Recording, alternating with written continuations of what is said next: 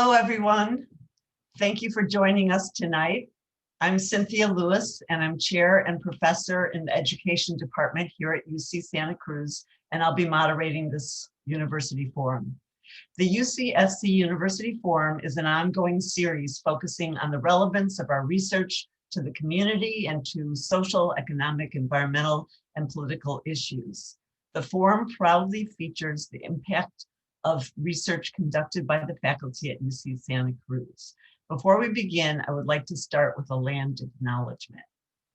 The land on which we gather is the unceded territory of the Awaswas-speaking UP tribe, the Amamutsan tribal band comprised of the descendants of indigenous people taken to the missions Santa Cruz and San Juan Bautista during Spanish colonization of the Central Coast, is today working hard to restore traditional stewardship practices on these lands and heal from historical trauma.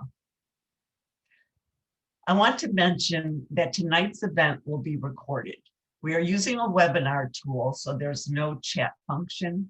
We will have an opportunity to answer your questions, however, at the end of the program, and we invite you to submit your questions into the Q&A box at any time. So perhaps the best way to introduce tonight's forum is to say simply and dramatically that everything changed last March. UC Santa Cruz transitioned to remote teaching and learning 7 months ago. Today, we reflect on the lessons we have learned as teachers and learners during this transition, which was first very rapid last spring and then more deliberate this fall.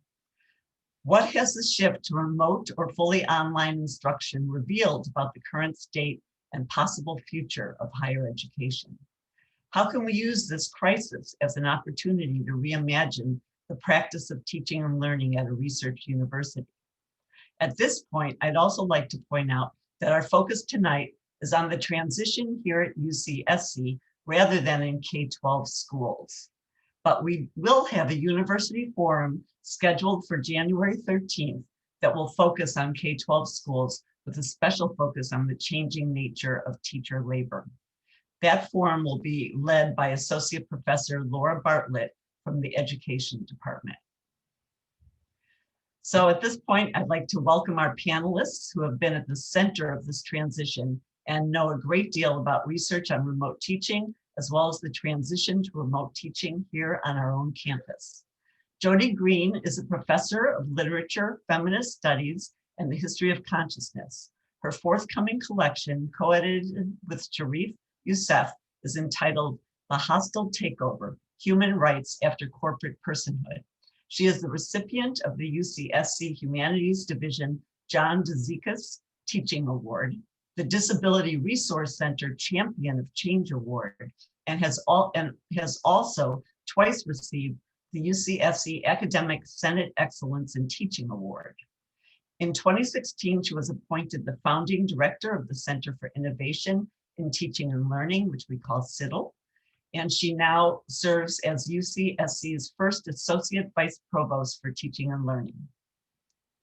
Michael Tassio is the Chief of Staff for the Division of Academic Affairs and the Director for Online Education. After receiving a bachelor's degree from UC Santa Cruz in 2004, a fellow slug, Michael began working as the Provost Assistant for Stevenson College. Since then, he has held positions as lecturer for Stevenson College, teaching assistant for the Departments of Art, History, and Philosophy, program coordinator for the Institute of Humanities Research, committee analyst for the Academic Senate, and senior academic affairs analyst. So please join me in welcoming our panelists in whatever Zoom way you wish to do so. Okay. I'm going to begin with just with the questions, and then the panelists will respond, and we'll try to keep it as informal as we can.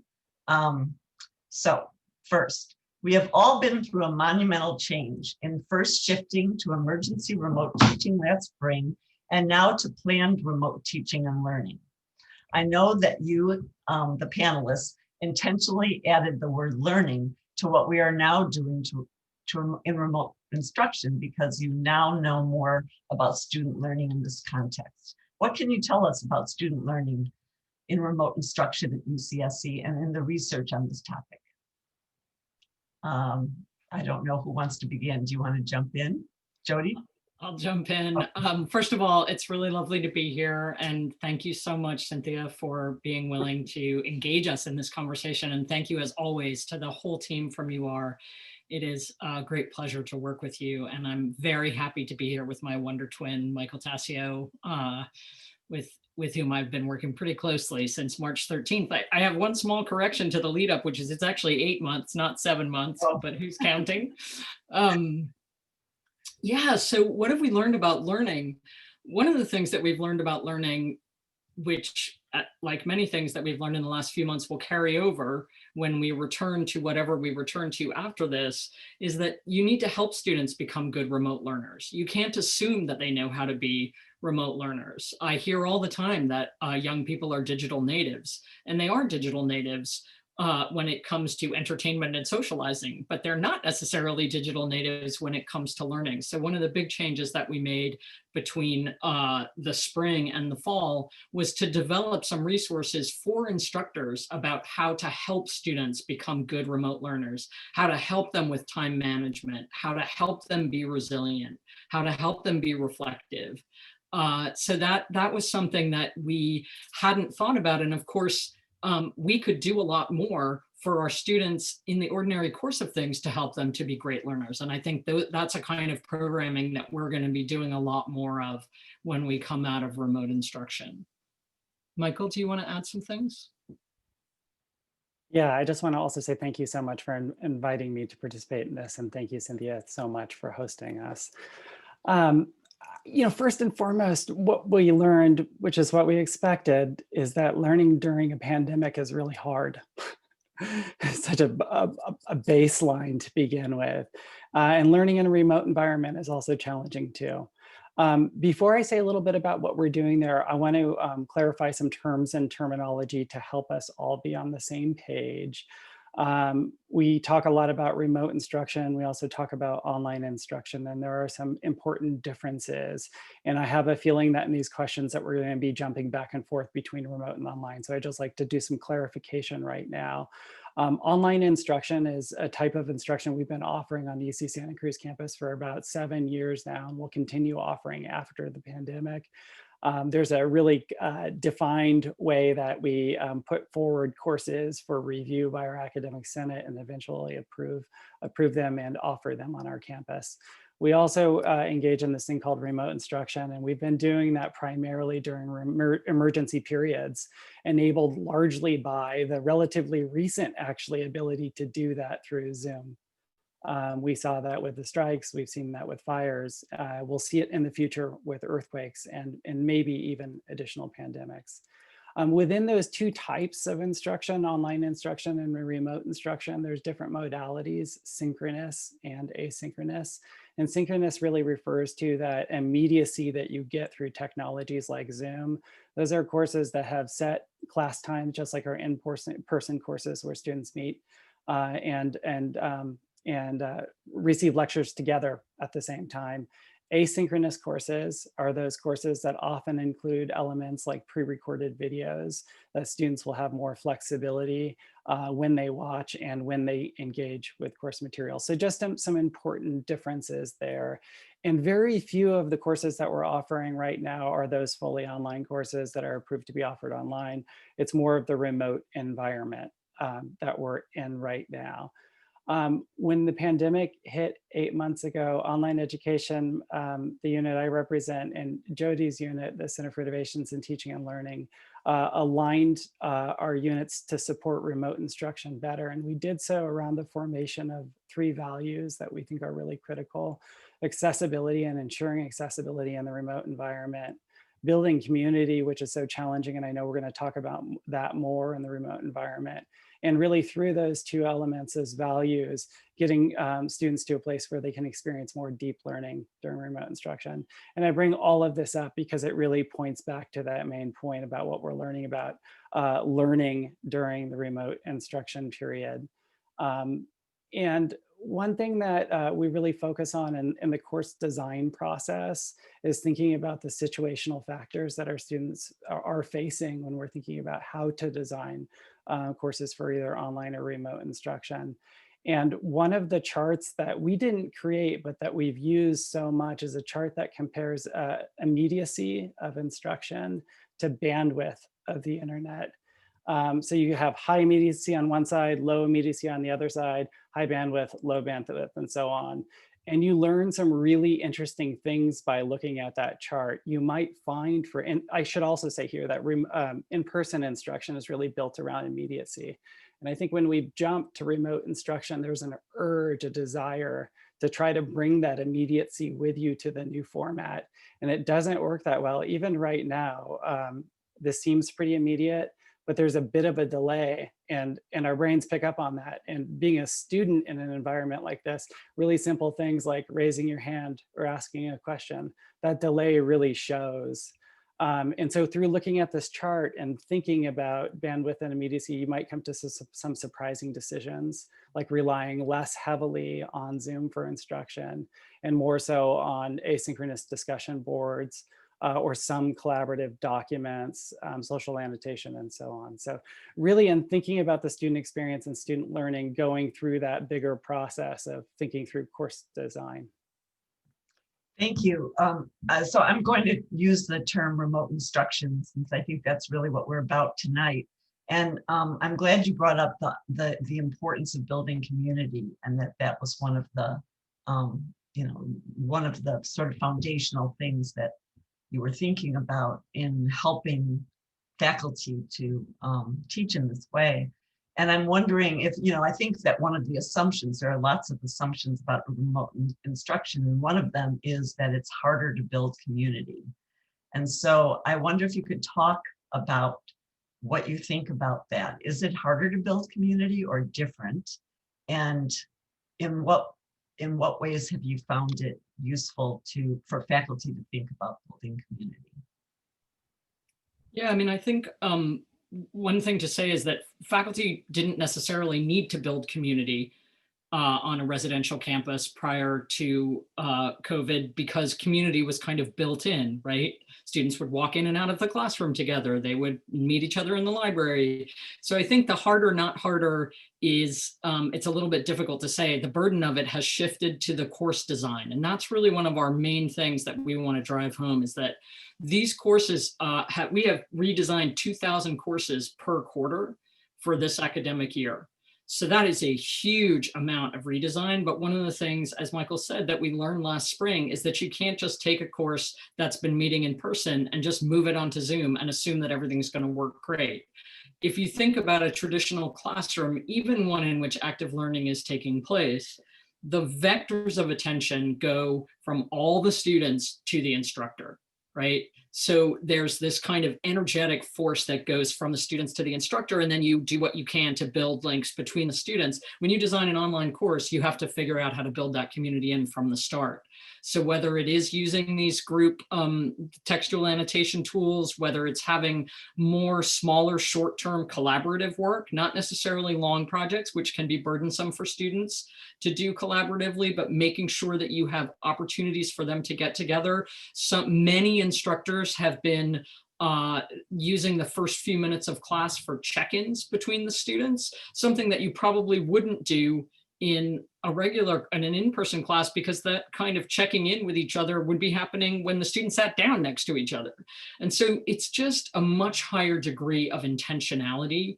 And, I also want to say that we already knew that this was an issue last spring. And so we spent the summer in collaboration with the Student Success Division, thinking about how to build community for students while we're remote, not only in instruction, but across the board, right? We're just handling the instruction part, but how does a new student coming in as a first year even meet other students that are not in their classes in a non-residential situation? So that community building is like all of the things we'll talk about tonight, a challenge across higher education right now. And we're learning from each other how to do that both inside and outside the classroom. And I think Michael can talk about some of the tools that we have that we may not have used in the past. Yeah, I mean, another exciting part of this is the addition of tools. And one thing I really want to say here in relation to building community and remote courses is to leverage technology where you can to build that community. And this is coming from someone myself who really likes a minimalist approach. And so I really try to strip out those unnecessary elements. But in this case, technology can really be leveraged to help build community and courses. And so what is that? That might be a video messaging platform. It could be a discussion board like we have in Canvas or possibly Piazza or Slack. Providing students with an opportunity for direct messaging that isn't email, they don't want to use email, is really helpful. When we brought keynote speaker Jesse Stomel this summer specifically to talk about the topic of building community and online courses, one of the things that they said that really resonated with me is thinking about how to recreate the Stevenson Coffee House in a virtual space, or that water fountain at Cowell. And there are ways to do that, but they don't look like the ways that they were set up in the past by any measures. And we have to be really intentional about creating those spaces for students and creating them and letting them go. Like, let the students operate those spaces and use them the way they want to within the confines of the principles of community that you've given. And I'll say a little bit more about that later on. I also want to add here a mistake that I made early on in my career, which was to assume that students would know how to build community on their own in a remote space. They largely don't. And that gets to my other pitfall to avoid, which is to not underestimate the importance of providing a lot of structure when you're talking with your students. In a remote setting, it's just too easy to think that you've communicated something simple, only to find out your students don't know what they're doing in their breakout room because the instructions were not clear enough. You mentioned, Michael, the issue of delay. Could you talk a little bit more about that related to building community and interaction and what we usually think of as a deep discussion in a class? Sure. One of the things that comes to mind right away is a trick I've learned from someone else, but rather than asking, and this doesn't work for all students, and so these issues of equity are going to come up all the time in remote instruction. But a much quicker way to be able to raise your hand in a course, especially if it's a smaller course, is to simply do this and to cover the camera with your hand. So it's more instantaneous than trying to find that raise hand button. And then really trying to avoid having to be in a situation where you're relying on the immediacy. And so having a Google Doc that you're using alongside your lectures for students to be able to comment on or to ask questions in, having a teaching assistant, if you have one, manage that process, using the Zoom pairing program that we've set up to provide a student assistant in your course to monitor the chat, encouraging students to use chat. And so there's different ways of managing it that just require not relying on our conventions of immediacy in teaching. Yeah, I mean, that's really interesting about that, the chart, thinking about immediacy versus, what was the other part of the chart again? Bandwidth. The Internet bandwidth. Yeah. Bandwidth. Yeah. So maybe I'm going to come back to some more questions about some of the assumptions that we have about remote teaching, but a couple of times issues of equity have come up already in your responses. And I'd like to jump to that for a minute, especially since we're talking about bandwidth as well. One of the strengths of our campus is our large number of first-generation students and our increasingly diverse student population. And this year, Chancellor LaRive has made student success a top priority and has really asked us all to focus on reducing the achievement gap, the graduation gaps among groups of students. And one major concern about remote instruction that I think many faculty have has been a concern for equity for students who have fewer resources, including first-generation students and students of color. Many students have returned to their home communities, we all know that, and where they might not have the necessary technology or internet bandwidth or private space, or they might be caring for elders or siblings without daycare. So I wonder if you can speak to this issue a bit. And I know these are issues of the pandemic rather than necessarily remote teaching, but if you can speak to these issues a little bit in terms of how we can best serve these students in remote instruction and provide equitable educational opportunities across our student population, that would be great. Yeah, so I think, again, these are issues that are being discussed around the country, and where we're getting and giving a lot of help from people who do the work that Michael and I do in figuring out how to do the best job that we can. The first thing that we have to do is split up the issues of equity and access that we can have a direct impact on from those that are not us. So people often talk to me about, students don't have adequate internet bandwidth. And I say, that's great. Write to their municipality, write to the governor of California, write to someone who can help with internet bandwidth, because we can't help with internet bandwidth. We did with the Student Success Division, and University Relations was involved, see a very quick pivot to get technology out to the students who needed it.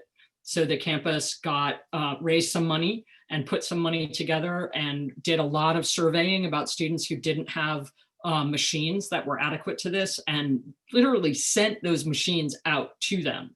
So we did what we could in terms of that. In addition, as Michael says, there is the bandwidth issue. And so we had students who either were in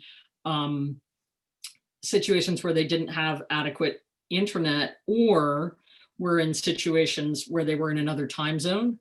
And we very quickly developed a distinction between courses that should be taken synchronously and courses that should be taken asynchronously. And part of the point of doing that was to try to correct for the access problems, right? So we were very intentional about thinking about equity from day one.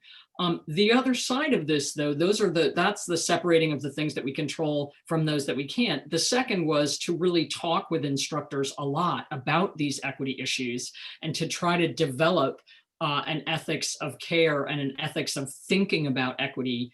And so one thing, for instance, that we recommended that instructors do was regularly survey their students about obstacles that they were facing to their learning.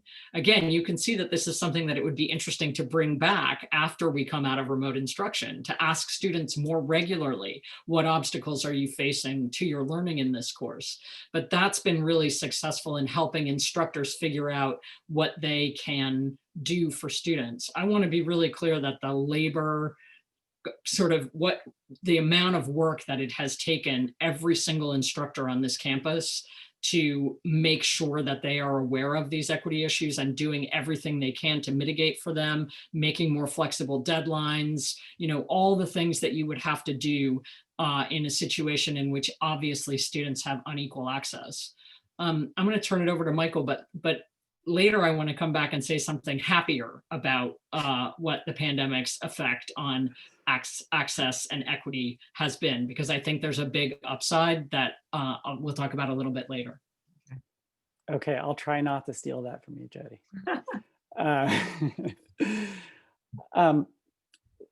After the, spring was emergency remote instruction. We had to pivot so quickly and do what we could to really triage and provide the highest quality instruction that we could, given the circumstances.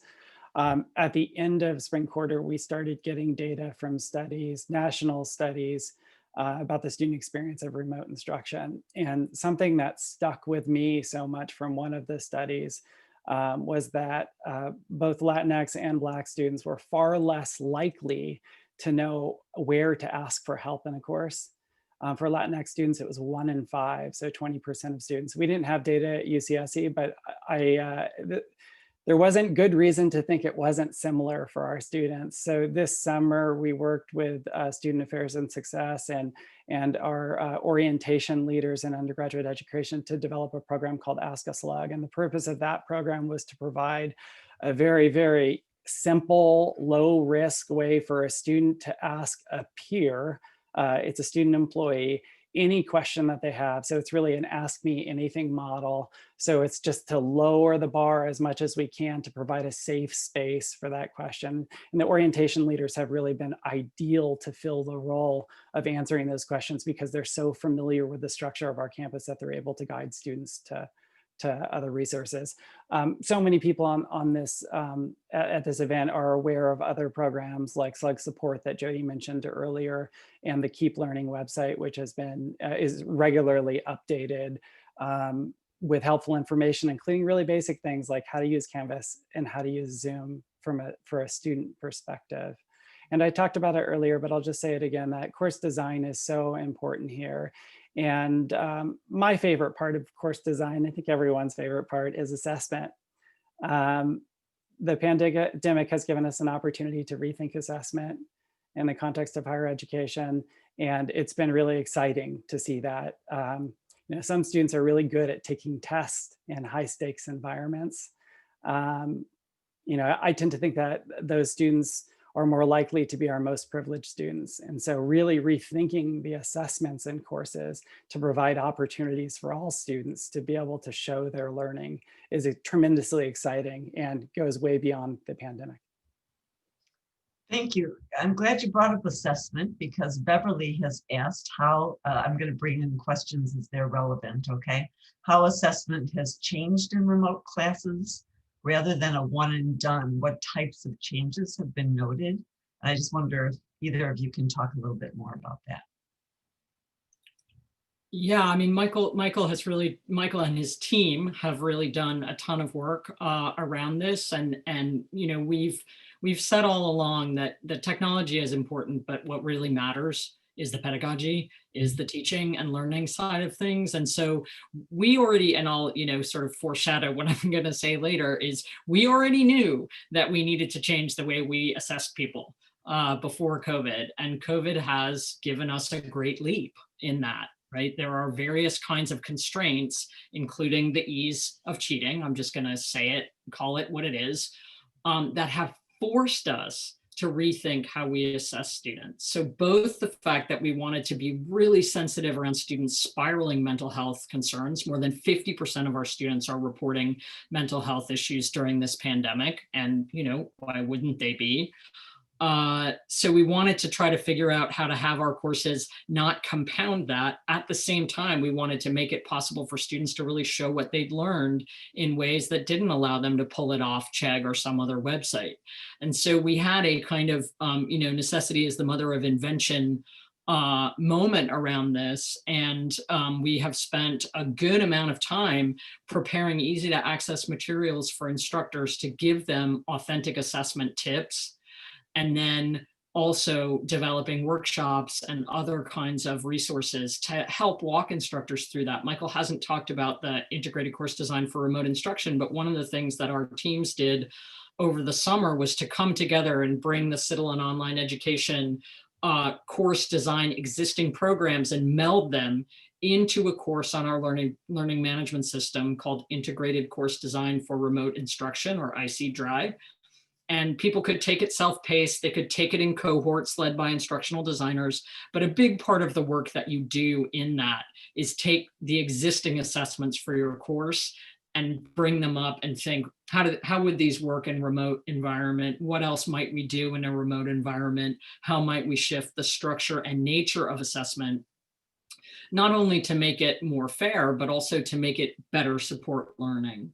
And we've been wanting to get that going for a while. So this gave us a kind of golden opportunity. Yeah, and I know quite a few people who took that in the summer and really got a lot out of it. So that was great to hear. Maybe I'm pitching this one to you, Jody, but what other ways what other way, are there other ways that remote instruction is preferable to in-person instruction in your view? Or are there things you've learned about remote instruction that can actually help us be better educators? You just talked about one of them being assessment, and maybe course design you've talked about to some degree too. Yeah, I mean, I wouldn't necessarily put it in the form, what have we learned about remote instruction? I would say what's happened, I said this in a meeting earlier today, it kind of flew out of my mouth. I didn't know I was going to say it, but I feel as though we just leapt forward about 20 years in the higher ed teaching and learning space, maybe 25 years. So we have large numbers of instructors seeking help with how to design and deliver courses from people who know something about evidence-based course design and delivery. We have the opportunity to seed universal design for learning, which is to say design courses so that all students have a good chance of learning. We have lots more authentic assessment happening. And mostly we have university level instructors taking teaching and not just content as an object of inquiry. And that's something that every teaching center director wants everyone to be doing. We've also seeded very high levels of help-seeking behavior. So we really wanted, I mean, I cannot say this strongly enough, in our partnership with Michael and with our amazing partners in instructional technology, we get up every morning and have done for the last 8 months, asking ourselves, how can we make the instructors on this campus lives easier? Right? We want the students to benefit and to learn, but our job is to make instructors' lives easier and to make them more able to do their job. And so just the fact that we sort of now have lots of people coming for help and asking big questions, small questions, you know, how do I make a cheat-proof assignment? You know, how do I make my class fair? How do I ensure that every student can succeed? How do I, sorry, my dog has got a lot to say on this topic. How do I support student resilience? How do I include trauma-informed pedagogy? This happens every time we do one of these because the postman comes. Now we have people asking those questions, and that's something that's going to carry over after remote instruction. And as far as the equity piece goes, we've now seeded a lot of the practices and behaviors and built the resources that will help us close those equity gaps. But if we had built those resources without buy-in from the instructors, we wouldn't have gotten where we want to go. So I feel really hopeful. The last thing I'll say about that is we have really learned a lot on our campus about partnership for getting things done. So the partnership with CITL and Online Ed, the partnership with ITS, the partnership with the Student Success Division. I think the greatest emblem for that is we built a Keep Teaching website, and the Student Success Division stepped up immediately and built a Keep Learning website aimed towards students. Mm-hmm. And so those kinds of partnerships are what's going to get us to the place that the chancellor would like us to get in terms of supporting student success and closing equity gaps. And the only thing I would like to add there, Cynthia, is that, you know, that sweet middle ground of being able to do more hybrid or flipped courses is suddenly far more obtainable because the instructors at large have learned to create content on their own using the tools that we now have and then have made available. And so it's just really exciting to think about a future at UCSC where we have the ability to offer more hybrid courses without a very large staff to work on production. But people have learned the principles that we teach through course design and have familiarity now with using the tools to do that. So active learning in a hybrid course, in a hybrid classroom is going to become normal on campus, which is really exciting to me. Great. Yeah, and one thing I forgot to say, Cynthia, to your question, just specifically about remote instruction is, you know, we did see an enormous number of students take summer courses online this summer and remotely. And, you know, what I want to say about that is I have to listen to people all day, every day, tell me how terrible remote instruction is. But I would like people to look at those numbers from the summer session and ask themselves whether there are some upsides around accessibility for students. So let's say students could shorten their time to degree by taking some of their classes online in the summer. That would be a big win for our campus. We know how much it costs students to live here. What about the students who have 5 credits left? And there's a name for them, which I'm forgetting, but they have just a few credits left to graduate and then they never finish, right? If we could offer really great courses for those students, I think that that can close equity gaps, right? Far from creating equity gaps, it can actually close some of those gaps. That's not to say that anybody thinks that we're moving into a large scale online I mean, I think that pandemic is going to make it harder to build those resources because people feel sort of burned by them and they misrecognize the shortcomings of remote instruction and the shortcomings of trying to learn during a pandemic. But I think that there are some ways in which the incorporation of technology is going to be much more extensive in all courses after COVID. And that may mean that students have more ways to access the course materials, which leads to better learning. Let's say everybody records their lectures now. And then the other thing is, yeah, if we have a little bit larger portfolio of online courses, that allows students who can't afford to live here year round to complete their degrees more quickly. Yeah, I'll just add here, because summer session has been such a large portion of my job in online education.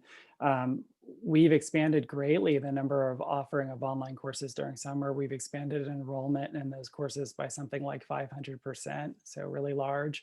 We didn't know where our ceiling was, but this summer with remote instruction, which was really just an accident that it happened, we saw that there's tremendous demand for students to be able to continue studying at UCSC, not at a community college near their home during summer.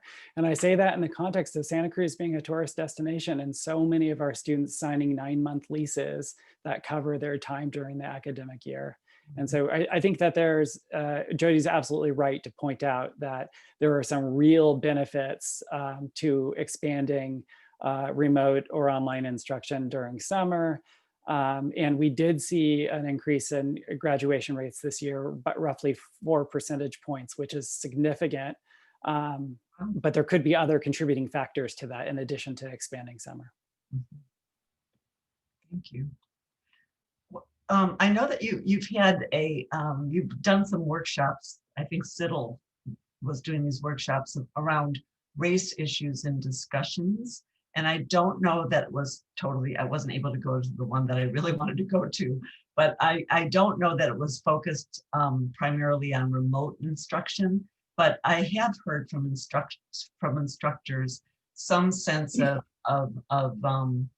concern around having difficult discussions around race issues. And to me, you know, as someone who's research in education has a lot to do with interaction in classrooms, K-12 classrooms, but nonetheless, I know that there are ways in which certain kinds of interactions and the rules of entry in a discussion are kind of normalized. And those students who feel most powerful will interact first and jump in first, often white male students. So I wonder if you can talk a little bit about the ways in which either the rules of interaction or the norms or just difficult issues that get discussed, how that is occurring in online instruction and any concerns or advantages. And I meant remote instruction. Yeah, so the workshop, I think the one that you're referring to is a workshop that was developed collaboratively with the Office of Diversity, Equity, Inclusion, and Assistant Vice Chancellor Linda Schultz and Kendra Doherty, who is kind of our lead professional developer at CITL and also is our Associate Director for Graduate Programs. And they came together to use their shared expertise in facilitation. This wasn't primarily because of remote instruction, it was because of the murder of George Floyd, Ahmaud Arbery, and Breonna Taylor, and the fact that we knew that our students were coming back to campus you know, wanting to talk about structural racism. And so that facilitation workshop was not primarily about the specifics of remote instruction, although, I would say there are things that you can do in having difficult conversations or just conversations that may be, as you say, not all students feel that they can speak in those conversations, but that I think is not so different in the remote and the in-person environment. Like, I actually think the same people who feel authorized to speak in the classroom are the people who feel authorized to speak in the Zoom room, right? But you can maybe I think it leads people to be a little bit more intentional about how they set up how a conversation is going to go. So again, it's this question of, are you thinking about how to structure the conversation? You also can have lots more, or you could also do this in person, but we make available more places to have our conversation. So you could have the students working in a Jamboard together. You could have them working in a Google Doc. You could have them in a discussion board, right? You could have them there are just many more ways to engage than in a room in which only one person can ever be talking at a time, right? So I think that's an advantage, is that you can actually have more things happening at the same time, and you can give students an opportunity in the same way that remote instruction can give them an opportunity to show their learning in the way that they feel best expresses themselves. The same thing can be true in a conversation. So I like that. I am a big fan of the blue hand also, because what's great about the blue hand, even though I can't seem to get other people to get on board with me with the blue hand, is that we've been talking for a while about taking a stack and making sure that everybody in the room who wants to say something, and that there's an equity to that happening in order. And so I really appreciate the fact that that way anyone who wants to speak can get in line, basically, and be heard. Thank you. Yeah, and this goes back to my early point about immediacy and trying to replicate the in-person classroom in a remote environment, and that it might not always be what's best. So having that large-scale class discussion may not be what's most desirable in a remote instruction environment. Having students actually work silently in a Jamboard or in a Google Doc, or through this fabulous new tool we have, Hypothesis, doing social annotation together. That might be far more effective for their learning than having them talk, and yes, often having the same students dominate those conversations. Related to this is something we've really been challenged by and don't have an adequate solution to right now, which is discussion platforms. And we've really wanted to gravitate to those discussion platforms that our students use, like Discord and Reddit, but that's just come with the challenge of norms for communication on those platforms just being brought right into the classroom. And so this again speaks to the need of needing to provide a lot of clarity around expectations for the principles of community in those discussion places. And just because you're used to using Discord for gaming in one environment doesn't mean that you would use it in the same way in a classroom environment. We have a few questions that are kind of detailed questions related to things you were talking about. So I think I'll bring them up now. One is just to, Jill wants to know if you could talk more about how the hands create an order. The blue hands create an order, I think is what is meant. Oh yeah, that's just pretty simple, which is that when someone hits the blue hand, which if you don't know what it is, you can go over to the part, I don't know if you can do this in the webinar, but in a Zoom room, you go to the participants and there's an opportunity to raise your hand. And then the person leading the meeting and everyone else in the meeting, which is really interesting, sees the people in the order in which their hand went up.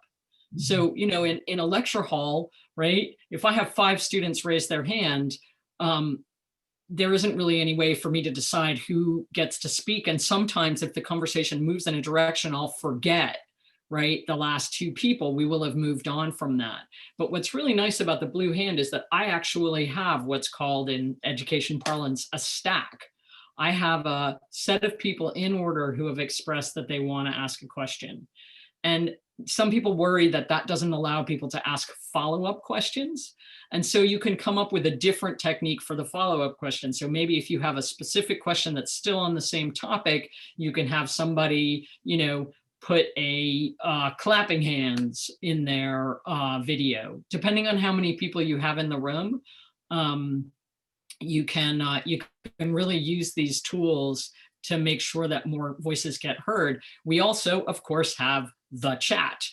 And part of what I love about the chat is that, especially if you have somebody who's monitoring the chat, students can be engaging in the chat as things are happening in real time. And I think that's another way that we can really encourage engagement.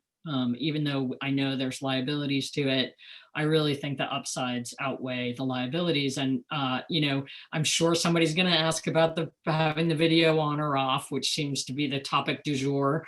But, my feeling is if the chat is open, there's nothing about having the video on that is necessarily any kind of magic, right? It doesn't mean that I can't engage because my video is off. I think it's the most bizarre assumption that because people have their video off, they're not engaging. Most of the meetings that I go to with my colleagues and with the staff members that I work with, more than half the people have the video off. So even people who come to our workshops, our professional development workshops, have their video off. And then we get these questions about how it's not possible for someone to engage with the video off. So, I think the question is not, are students engaging with the video off, but have you given them enough opportunities to engage? Have you given them enough avenues for engagement? And I think that's really much more important. Did you want to comment at all, Michael? It's okay. I think the only thing to add also is a question that's certainly worth asking is, have you given them something worthwhile to engage about? And so also thinking about that in the remote environment. Yeah, and go ahead. I was just going to say, this comes up a lot when people will, come for a consultation and say, the students aren't talking in the Zoom rooms. I drop in and they're not talking. And it's like, did you give them work to do with deliverables on the other end? Because if you didn't, then of course they're not talking in the Zoom room, right? But if you gave them a nicely structured exercise to do in there, and then you gave them a Google Doc to record what they were talking about or finding out about, then all of a sudden they have a task. It's awkward to engage without a task, right? It's not awkward to engage when there is a task. So it's about having, making sure that you're curating effective engagement exercises. Yeah, I think that what keeps coming up again and again in your responses, and I'm really hearing this, and I think it's very important, is that remote instruction requires more forethought in terms of design. And that's true across the board. It's true about interaction and how that's going to happen. It makes sense in terms of breakout rooms and what the tasks that are being accomplished in the breakout rooms. And it's not that it's task oriented necessarily. I mean, these can be deep discussions and conceptual learning, but having these deliverables, or just having the structure of knowing what the norms are and where the class is headed is something that is made more it's made more salient, I think, in remote instruction. I'm going to disagree with you in a kind of a tendentious way and say, I don't think that remote instruction requires more intentionality. I think all of our instruction requires more intentionality than we were giving it. And that's what I mean about the 20-year leap. Like, imagine if we just took the intentionality that we now give to our teaching and we took it back into the in-person environment, then we would have teaching for learning. I think we've had a lot of teaching for teaching in higher education, and I will, as the great educational development expert Torgny Ruxa says, open my shame briefcase and say, I did a lot of teaching for teaching in my career. I won teaching prizes because I was teaching for teaching, right? But I wasn't necessarily thinking about student learning until pretty far along in my more than 20 years of teaching. I really wasn't very crisp about what do I want students to be learning. So what I appreciate about the real difficulty of this moment that we're in is that it's causing us to talk together about student learning and what student learning in higher education what really makes learning happen in higher education in a way that we never have in the history of higher education. And I think that's a pretty amazing thing. Yeah, I mean, I do agree with what you're saying. I think it may be easier to think that you know something about student learning in an in-person classroom, especially if it's not a huge classroom, right? If you, because you can just see on people's faces more easily and see their body language, and assume that certain things are happening that may or may not be happening. But I hear what you're saying, that this is a way of that learning how important it is to design and structure carefully through remote instruction can improve our in-class instruction. Yeah, and I think we all had the experience of assuming that we knew what was going on with a student based on what their body was doing. And that's a pretty ableist, you know, it doesn't account for neurodiversity, it doesn't account for other kinds of diversity. And I think our students in-person are certainly not always paragons of attention. So, you know, I think there's a way that like we're learning how much we can't assume about whether our students are learning just based on what they look like. And that is a very good thing. That is a fantastic thing, I think. Somebody has asked about international students. Let me see if I can go back to that one. Do we have, Margaret wants to know, do we have many international students this year who are in their home country or outside of our country? And are they expressing special needs for accommodation? And are instructors doing anything to make sure they feel included adequately? Yeah, so we do have many international students that are studying from other areas or their home countries currently, and there is an increased need for access, and there is far more that's being done to support them, including an event last week, which was designed specifically for them on the topic of remote instruction and learning during the period of remote instruction. There's been a significant reliance on the VPN to be able to access things that we commonly access, like Google Docs and Sheets. What's the VPN, Michael? Thank you, Jody. I appreciate that very much. The virtual private network that students can sign into, and from that, they're able to access UCSC resources, like the library, Google Docs, and so on, Drive. So tools that are really necessary for courses. And our students who are studying from China are particularly impacted because of more limitations on access through the internet. The kind of proliferation of asynchronous courses is something that we did specifically, not exclusively, but largely in order to meet the needs of our international students. We still have the difficulty that international students do choose to take synchronous classes, maybe because they prefer them, maybe because they need them to get through their degrees. And so we do have both international students taking classes in the middle of the night and international students wanting to access those courses that we have specifically designated as synchronous asynchronously, and naming as an access issue the fact that they can't. And that's really hard for us because we feel like we did go out of our way to make sure that they had plenty of options, not only fully online classes, but classes that are, you know, designed for remote instruction, but not to be done in real time. So it's been complicated that way. Yeah, I want to add an upside, which I didn't mention, which is that so much of the pre-recorded video that's being created and also the recorded synchronous sessions are being captioned. And that can be hugely beneficial for students whose first language isn't English. They can watch and read as they go.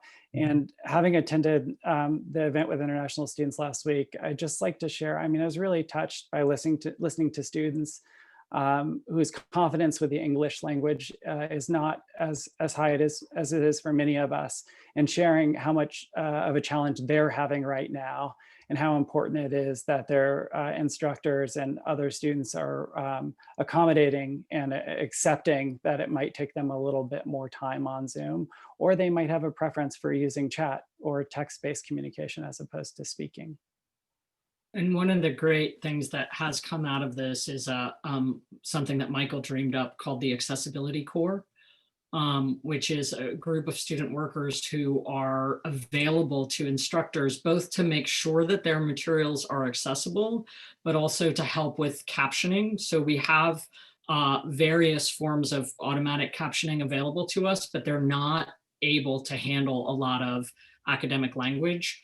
They're not able to do technical terms, and they're not able to help when an instructor has a first language other than English. So this is another sort of accessibility win, is that we're getting captioned videos, which are a huge boon, not only to our international students, but to students who may have slow auditory processing skills, or, I mean, just lots of different folks, and all of us, some of us, you know, who feel like, oh, if I read it, it sticks in my brain better. So I think there's a real advantage to that too.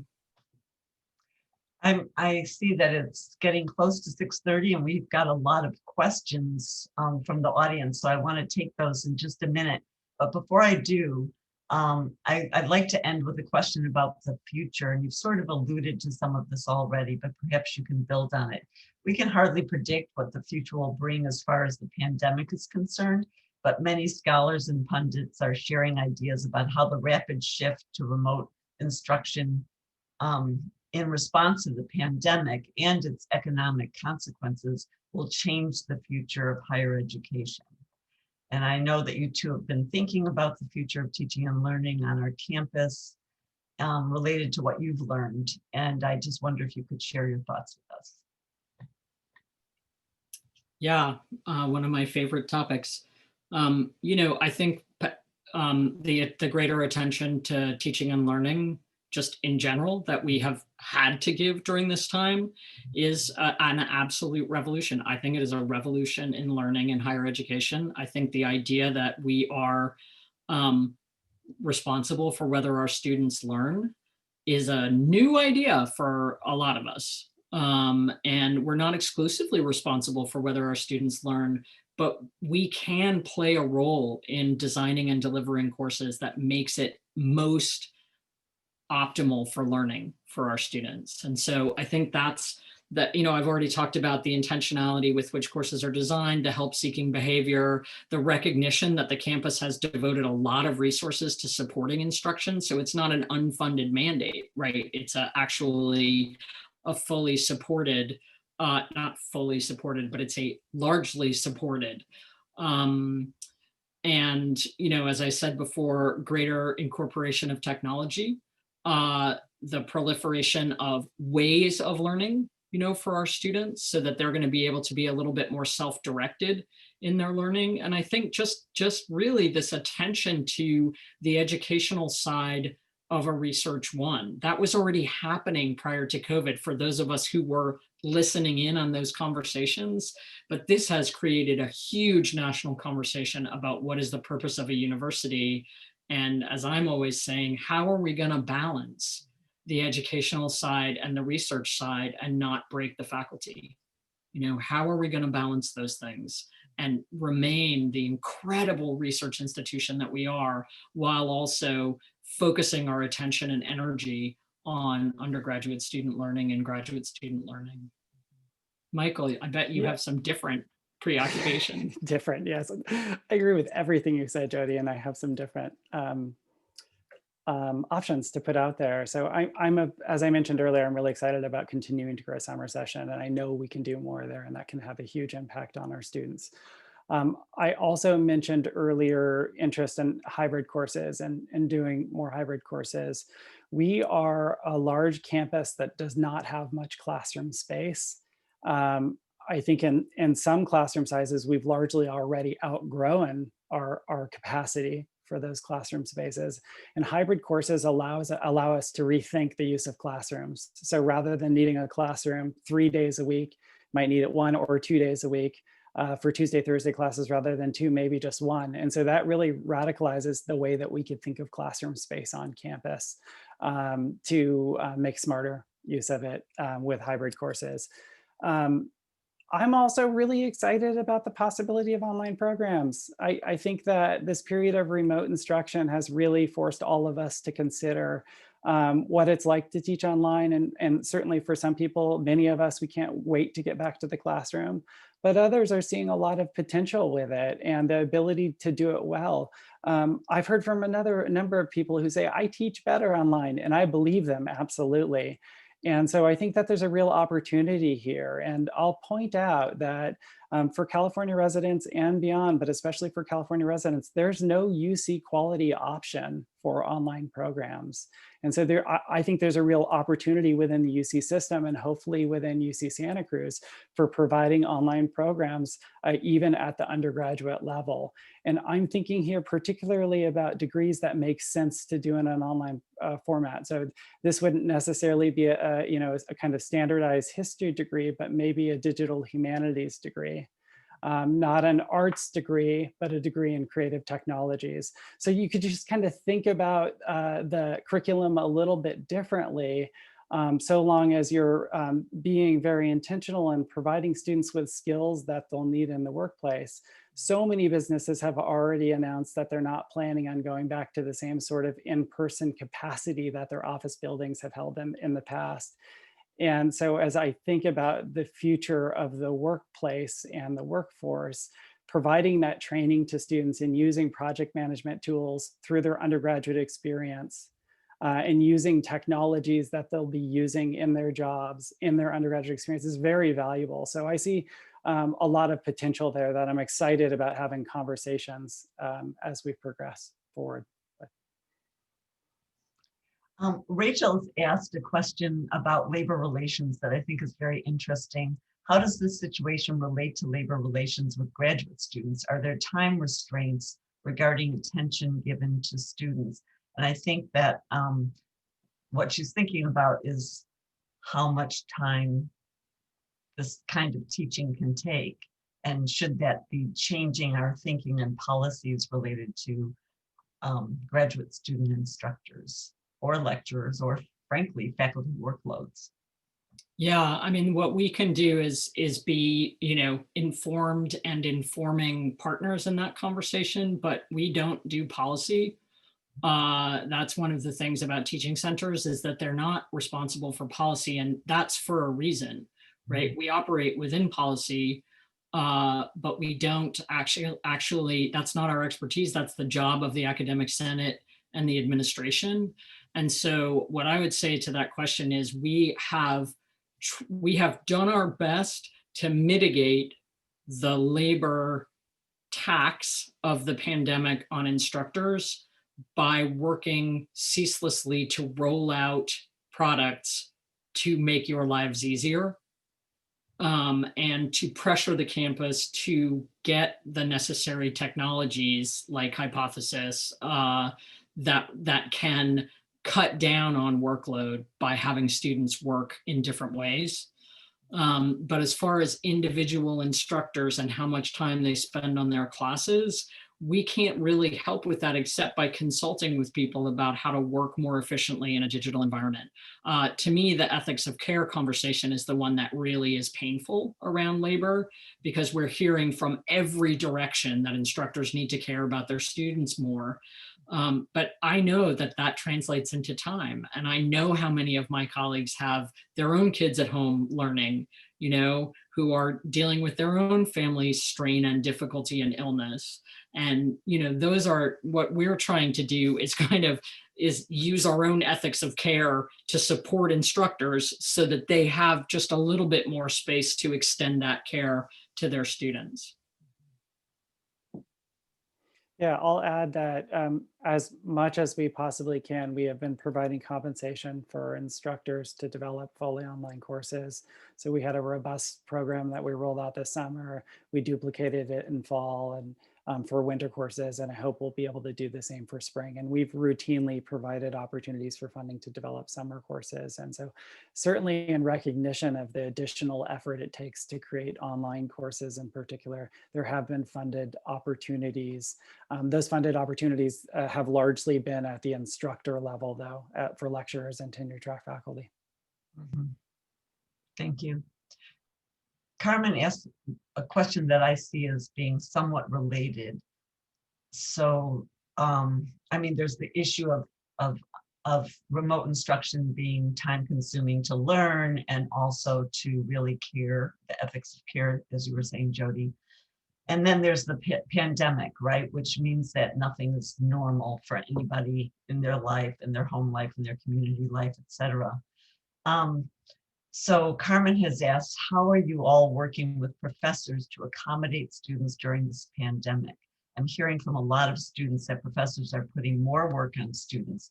I don't mean extending deadlines as the only thing that would happen to help students, but accommodating the pace of the learning and supporting them during a crisis. And I would just say here that as an instructor myself, on occasion, I'm chair, so I'm not instructing as much, but when I do, and I did last spring, there's the concern that one always has as an instructor, the course not covering as much as it used to cover, perhaps because we're concerned about students' well-being and about the pacing and all the things that the pandemic brings to bear.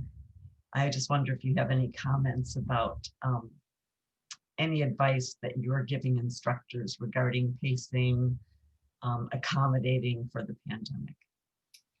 Yeah, I mean, I'm never quite sure in the work that I do when I hear something like I'm hearing from lots of students X. I never know how widespread the problem really is. I feel like the instructors that we're working with are moderating their course load, or they're coming to us for advice about how to achieve the learning goals of the class while cutting down on anything that can be dispensed with during this time. So I think people are very aware of this problem. I think you would really have to not be paying attention, not to realize how strenuous this time is. So I think by trying to help, I think the primary tool that we use is helping people with their assessment structure, so that we make sure that we're really honing in on, are we figuring out whether students are learning? Obviously, as you say, this is a little bit more difficult in departments that have sequenced curricula than in departments that don't. So in my own department, if you don't read those extra 10 Renaissance poems, it's not going to inhibit you from really tackling the 18th century novel, right? So that's an easy place to cut back. I think it's a little bit more difficult if you're teaching developmental math and students are trying to move into basic programming, right? You can't just sort of cut back. But I think, people are very well aware of this issue. And I think I heard a lot more last spring. We're just about to see the results of a survey this week that went out to students. I think there's 4 surveys going out from institutional research, and each of them tackles some slightly different issues. And I'm waiting just this week to get the results of the one that Michael and I helped to work on to find out about students' experience with remote instruction. But what we started to hear over the summer, certainly in the SET results that we saw, in the eval results that we saw, was that students felt like they were complaining less about feeling that that too much was being asked of them. And they really appreciate, one of the things they've said again and again is how much they appreciate how much care their instructors are conveying to them, asking them how they're doing, asking them if they have the technology, really checking in on a much more regular basis. Mm-hmm. Yeah, a number of questions really do relate to this topic, like from advisors on campus, for example, who feel like, instructors are forgetting that students are parents as well. They're working, they have familial responsibilities, and they sometimes feel like busy work is equated with increased workload and increased workload with the quality of learning. So I think that what you're talking about addresses that issue, but it does seem to be a concern to a lot of our question askers here. This issue of how are we accommodating for the whole ethics of care issue, really. Checking in with students, as you've already talked about, designing carefully so that the learning goals can be met. I'll be interested in the results of that survey as I think many people will be. Yeah, and I think for people who hear one side of this and maybe not the other, it's worth going and reading some of the stuff that's come out lately in the Chronicle and elsewhere about burnout. Because what you're hearing is instructors who are trying to take care of the needs of every student in a class, all of which are different, and make all the accommodations that they can for what students are going through, from design to deadlines all the way down the line, and are teaching, let's say, a class with 220 students in it. That's just not a scalable, right? So part of my question there is, how can we provide a better networks of support for our students and not expect the individual instructor to somehow be able to, work with everybody's situation?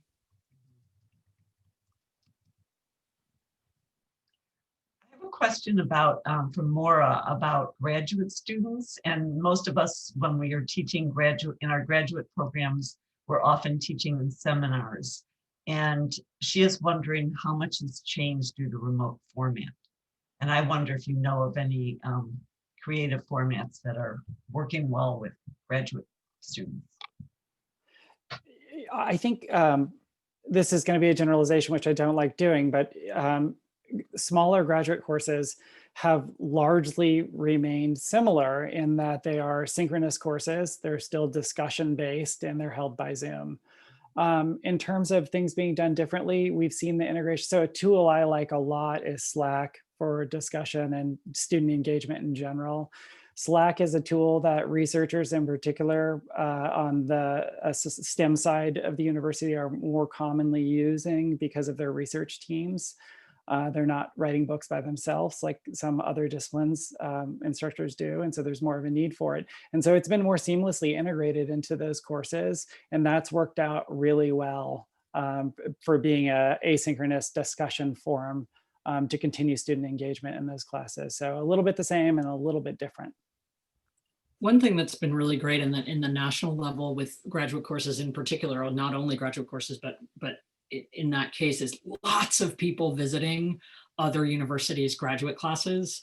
So if you're on Twitter, you'll see somebody who says, anybody out there in the 18th Century Network want to come in and talk about Richardson, and so it's really, it really enlivens those seminars to have different people come in and be visitors. And I think that is something that I've seen be super successful. The people here that I know that have called up a colleague at Columbia and said, will you come in and talk to my class this week? And so I think that's a big upside, is that there's been a lot more porosity between institutions. The fact that we can go to talks at other institutions without having to leave a ridiculously huge carbon footprint.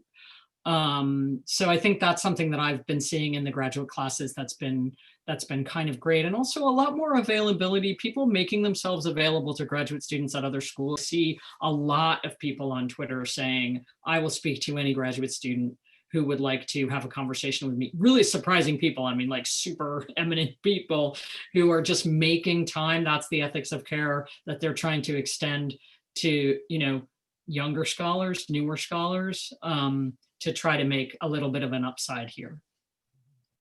Just before we started this event, I got an email from a professor whose course we're working on right now. It's going to be a course on COVID. It's going to be fantastic.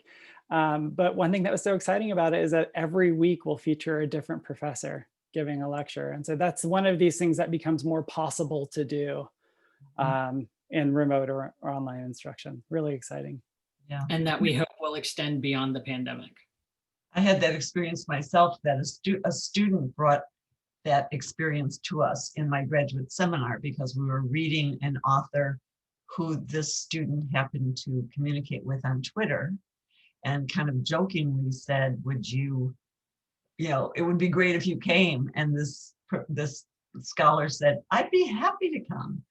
And so, the student really initiated bringing the scholar to class, which was great. And, as long as you can be flexible, it really allows for a lot of engaging kinds of interactions that wouldn't normally happen in a face-to-face class.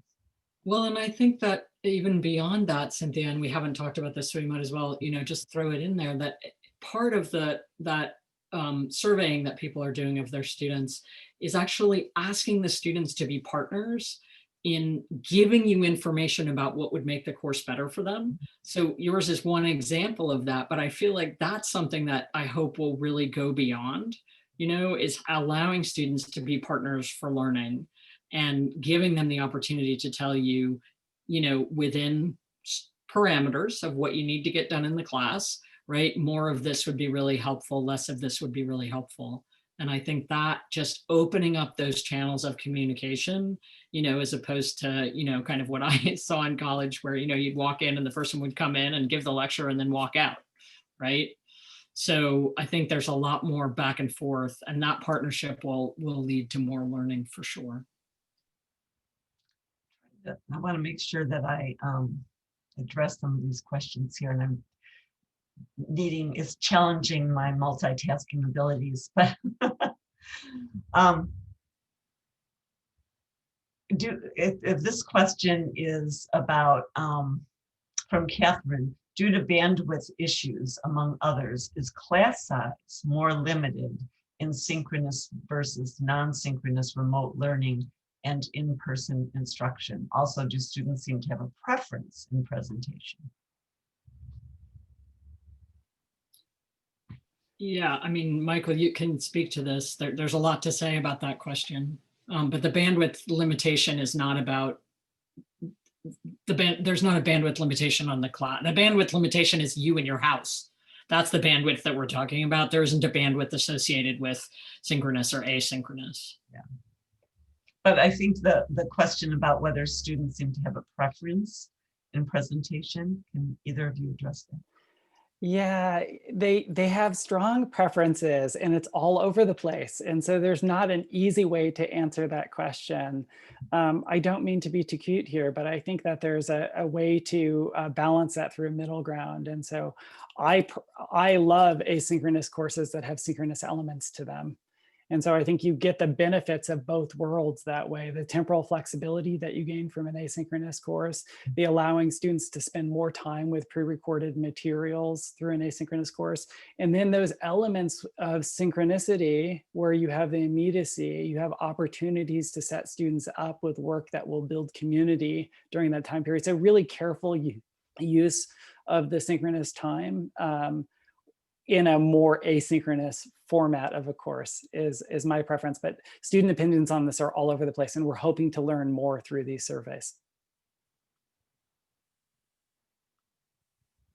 Can you talk a little bit more about takeaways from, this is from Theodore, about takeaways from the COVID remote learning lesson plans that would be built on for future emergencies? Oh yeah, that's a great question. And, we are, in some ways, we all are in this experiment. And one of the reasons that, we're really asking people to keep this language of remote versus online crisp is because we know that we need to be planning for future interruptions to instruction, whether that is a climate related, whether it's a fire, whether it's another pandemic, whether it's more power outages, which we'll probably have every year, whether it's demonstrations, whether it's labor actions, right? We can anticipate that we're going to see all of these different kinds of unplanned events.